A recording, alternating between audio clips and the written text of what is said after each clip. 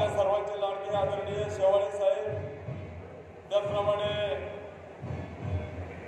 तांबे साहेब, माजी सभापती खैरे साहेब, त्याचबरोबर आदरणीय सुनीलजी मेयर असतील व्यासपीठावर, सुरेखाताई वेटेकर, त्याचप्रमाणे महिला आघाडीच्या सर्व कार्यकर्ते या ठिकाणी उपस्थित आहेत. सर्वांचा जर नामोल्लेख घ्यायचं म्हटलं तर भाषणापेक्षा अर्धा तास प्रत्येकाचा नामोल्लेख करावा लागेल.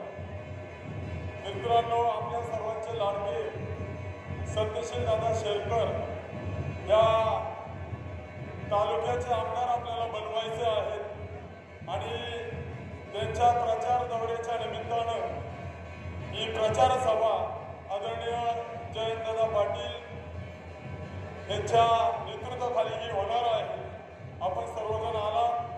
पहिल्यांदा मी आपल्या सर्वांचं, माता भगिनी, त्याचप्रमाणे ज्येष्ठ मार्गदर्शक, पुरुष वर्ग, तरुण तरुणाई, आपल्या सर्वांचं या ठिकाणी स्वागत करतो आणि आभार मानतो. या ठिकाणी पहिल्यांदा मी थोड्या घोषणा देतो, आपण त्या घोषणा द्याव्यात. छत्रपती शिवाजी महाराज की जय भवानी. अशा प्रकारे आपल्या तालुक्यात गेले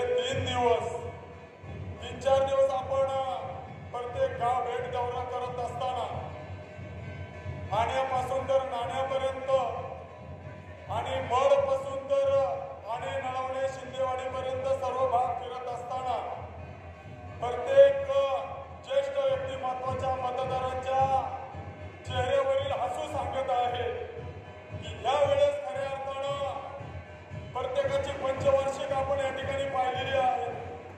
अनेक आमदार आपण निवडून दिलेले आहे या तालुक्याने, परंतु यावेळेस सत्यशील दादा यांची निवड का करायची यासाठी सगळ्यांचं लक्ष लागलेले आहे.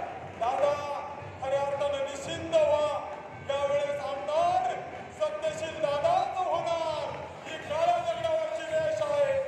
आणि अशा प्रकारे सत्यशील दादा विघ्नर सहकारी साखर कारखान्याचे विद्यमान चेअरमन आहे. हा कारखाना चालवत असताना हा कारखाना चालवायचं म्हणजे काय अंडू बांडूचं काम नाही. यासाठी सक्षम माणसं असावी लागतात. आदरणीय सोपान शेरकर आपल्यामधून गेले आणि आपल्याला वाटलं आता कारखान्याचं नक्की काय होणार, परंतु सत्यशील दादाने ही तोफखीळ सांभाळली. अगदी नेटाने हा विघ्नर सहकारी साखर कारखाना दादाने चालवला. एक चारित्र्य संपन्न व्यक्तिमत्व, तरुण तरुणाईमध्ये नेटाने काम करणारं व्यक्तिमत्व, कुठल्याही प्रकारचा डाग दादाच्या कपड्यावर अजून पडलेला नाही, चारित्र्यावर पडलेला नाही. असा निष्कलंक आमदार आपल्याला निवडून द्यायचा आहे. आणि म्हणून आदरणीय सत्यशील दादाचं काम आणि कार्य आपण आता जवळून पाहिलेलं आहे. अशा प्रकारे हा झाला